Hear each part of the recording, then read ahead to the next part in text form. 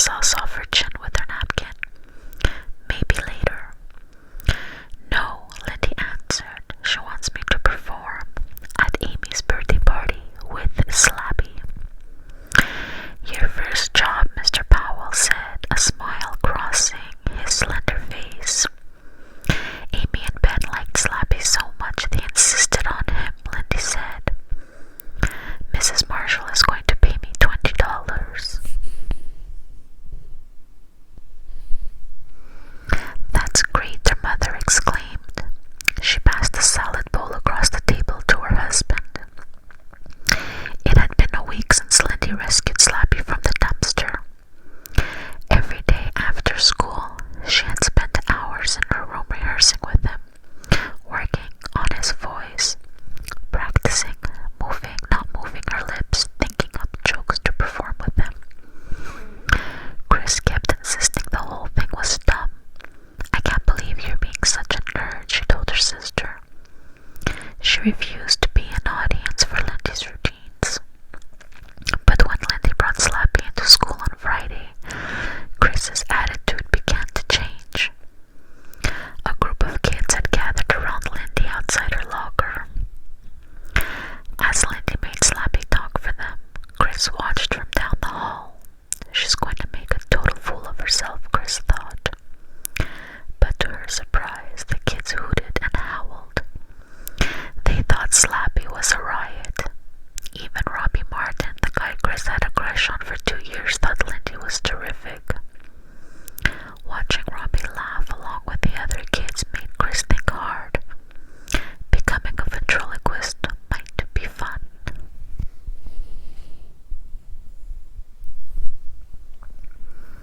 And profitable. Lindy was going to earn $20 at the Marshall's birthday party, and when word got around, she'd probably perform at a lot of parties and earn even more money. After dinner that evening, Lindy and Chris washed and dried the dishes. Then Lindy asked her parents if she could practice her new comedy routine on them. She hurried up to her room to get Slappy. Mr. and Mrs. Powell took a seat on the living room couch. Maybe Lindy will be a TV star, Mrs. Powell said.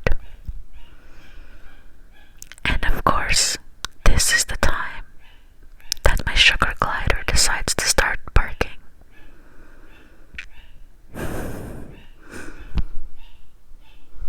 I'm sorry guys, he's gonna do this for about 5 minutes and then he's gonna stop. I'm gonna pause the video and come back when he's done.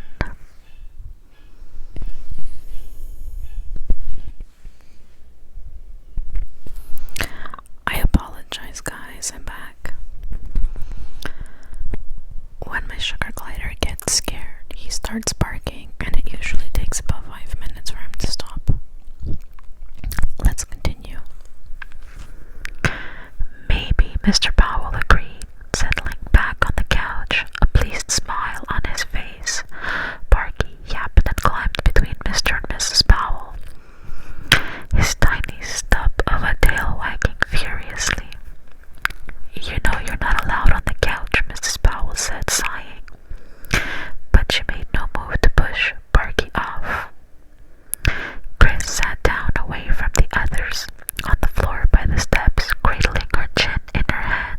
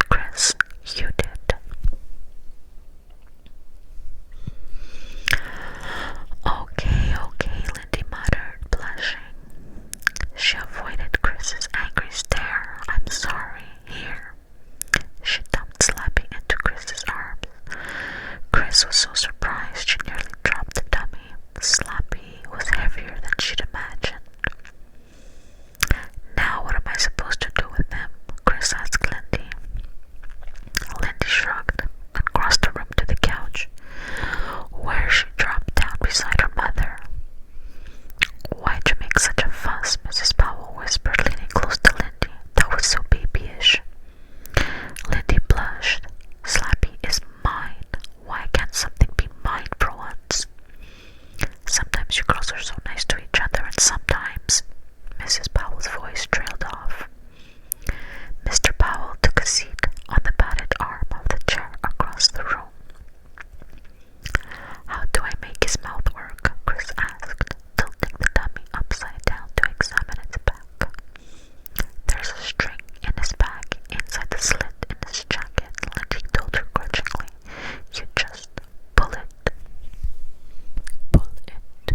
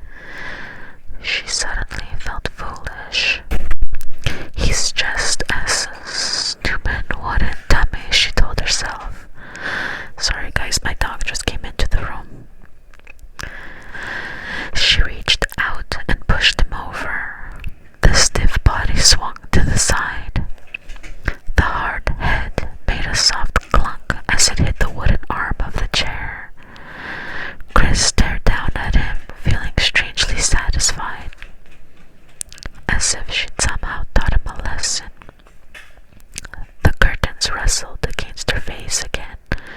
She pushed them away. Feeling sleepy, she started back to bed.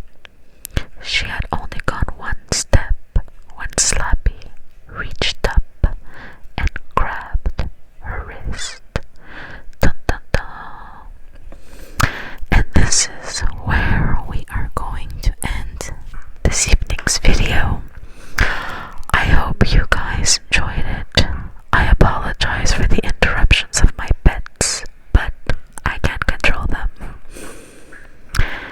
I hope you like and subscribe if you haven't already subscribed.